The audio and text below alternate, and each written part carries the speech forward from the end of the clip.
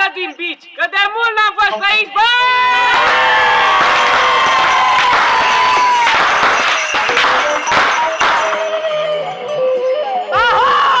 Copii și frați, stați puțin și nu mânați și cuvântul mi ascultați. Dați-vă lângă fereastră și ascultați urarea noastră. Dați-vă lângă perdele și ascultați vorbele mele. Ia mai mânați, mă, flăcăi și trăsiți în bici.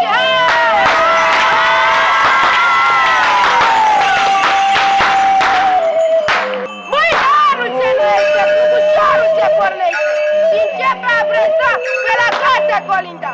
Iar mai greu, mătui mare, semne bune alunare. Semne bune de belșug pentru praza de sucru. Cubușor cu 4 băi. Ia mai mânați, băi, flăcăi și trăsiți din bici.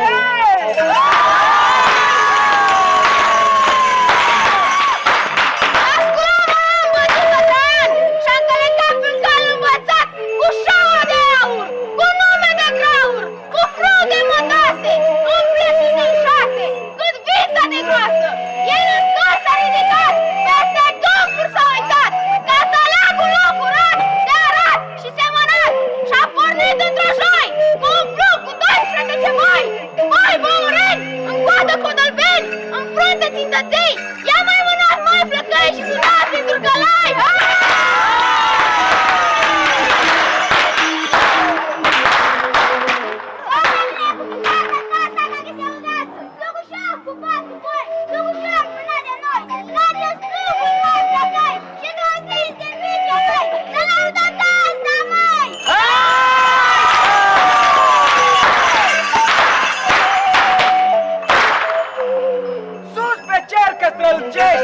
O tamare te vestește, că se furgă de acum al nevoilor greu drum.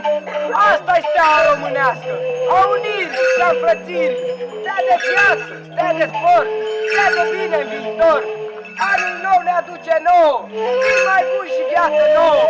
Anul nou să ne fie, început de veselie. Trageți toată, voi flăcăi, și sunați în Turcălăi, că de unde multe, bă!